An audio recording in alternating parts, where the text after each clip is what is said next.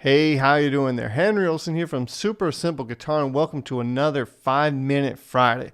A short and sweet little lesson that you can take, make your own, and have a lot of fun with over the weekend. So today we're going to be taking a look at double stops, and I'm going to be using minor chords, minor bar chords, to give you a really cool and practical example of how you can use them. There's a lot of juice within this one little chord shape if you know what to do, okay?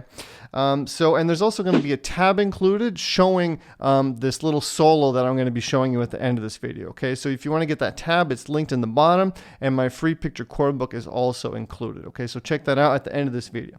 So let's just get into it. For this example here, I'm just going to do a C minor chord, and that's just on the 8th fret, right? If you know your E minor, you know, first position, just think about pushing that up here to the 10th fret, and with your first finger you're barring down on the 8th fret, right? So within this minor chord, and any minor chord shape, you have your first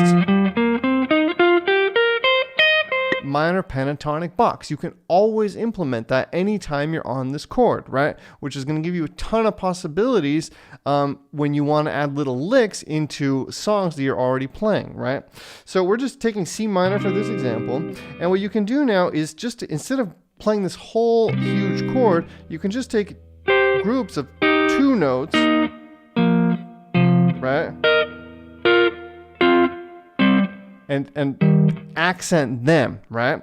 So one example of that would be to just smack down these two, like hit the bass note first, right? That's like one example. Another thing that I really like to do is I'll bar down 2. For this example, I'm going to take the 2nd and 3rd string.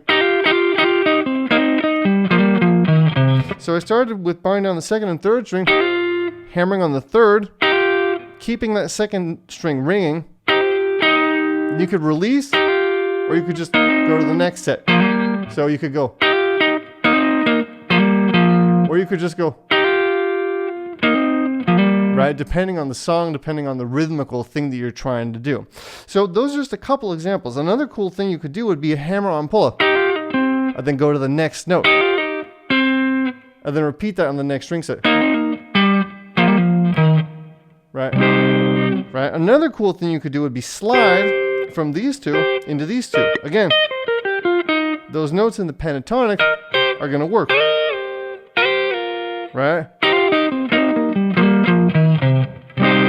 Okay, so try to experiment with that. Take these little groups of 2s,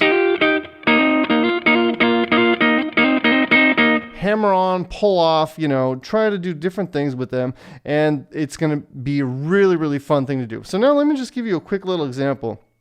So for instance, if we're playing, let's say, a G major, going into A minor, instead of just playing the A minor the whole time and strumming, you could play G, right?